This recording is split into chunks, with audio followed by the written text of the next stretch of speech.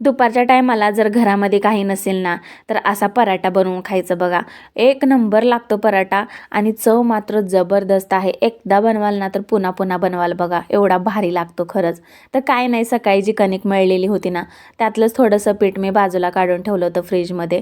आता चपाती लाटून घेऊया. त्यामध्ये जेवढे काही मसाले घरामध्ये आहेत ना ते टाकून देऊया, जसे की हळद पावडर, धने पावडर, जिरा पावडर, गरम मसाला, घरगुती लाल तिखट आणि थोडंसं तेल टाकायचं. सर्व मसाले चपातीला असं पसरवून घ्यायचं, स्प्रेड करून घ्यायचं आणि सर्वात शेवटी वरतून आहे ना कोथिंबीर टाकलेली आहे.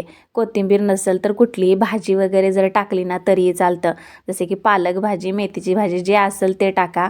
आणि आता बघा, चपातीच्या आहे ना मधोमध असा सुरीच्या साह्यानं कट करायचं आणि अशा घड्या घालून घ्यायच्या, जसं व्हिडिओमध्ये दिसते ना सेम त्या पद्धतीने बनवायचं. आणि आता लाटून घ्यायचं. कसंही लाटा, अगदी वाकडं तिकडंही लाटलं ना तरी चालतं, पण खायला एक नंबर लागतो हा पराठा. तुम्ही एकदा नक्की बनवून पहा माझ्या पद्धतीने. आता साईडला तवा ठेवलेलाच आहे, गरमसुद्धा झालेला आहे. 1 चमचा तूप टाकूया आणि हा पराठा अगदी खरपूस होईपर्यंत आहे ना दोन्ही बाजूने छान असा भाजून घेऊया. पराठा मात्र तयार झालेला आहे.